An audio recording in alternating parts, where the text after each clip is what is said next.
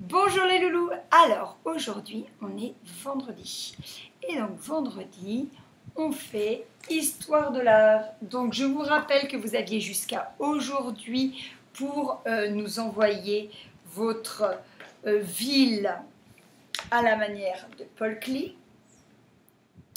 Et nous allons continuer notre voyage avec Musette Sourisette. Donc vous vous souvenez que la semaine dernière, Musette Sourisette a rencontré un flamant rose. On va voir qui elle rencontre aujourd'hui. Dans un jardin enchanté, le temps est arrêté. Chut, un animal se cache quelque part. Est-ce que vous voyez l'animal? Alors moi là je vois Musette Sourisette et qu'est-ce que vous voyez là?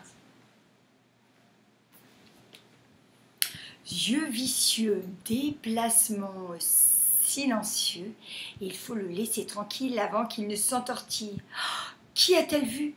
C'est un serpent qui fait un somme sous les arbres d'automne.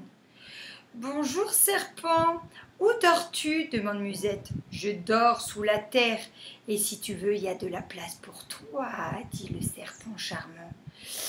Non merci, tu es le prédateur des petits rongeurs, répond Musette.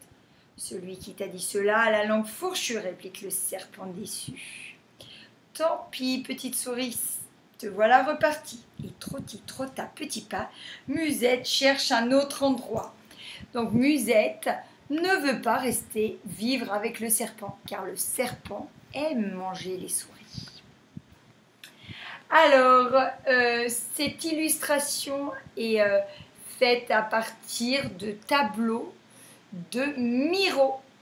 Alors, Joan Miró est un peintre espagnol surréaliste et qui a peint donc énormément avec ses motifs, donc spirales, petits points, des courbes, des formes géométriques et ces couleurs bleu, rouge, jaune, vert et noir, ces étoiles. Donc on retrouve tous ces signes dans de nombreuses toiles. Vous pouvez bien sûr regarder sur Classroom les petites vidéos. Je vous mets un dictionnaire graphique à la manière de Miró.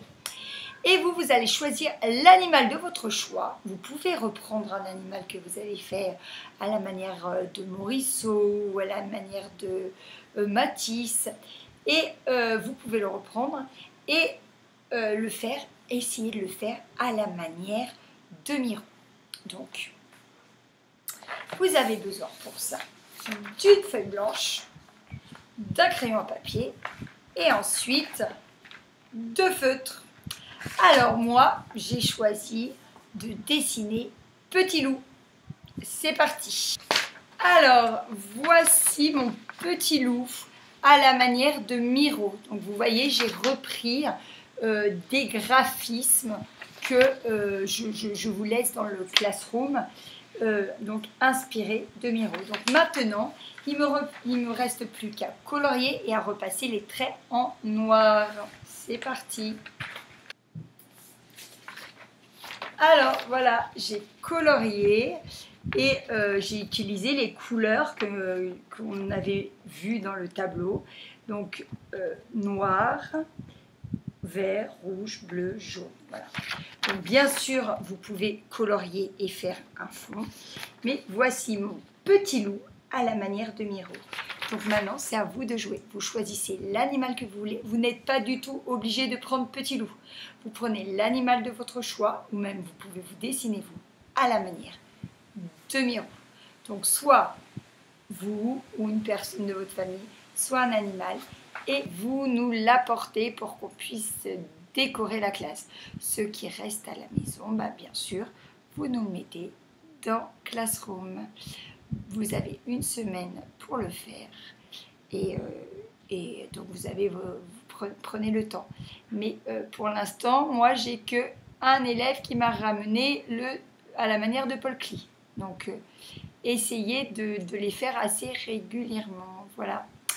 Et ben je vous souhaite un très très bon week-end et je vous dis à lundi.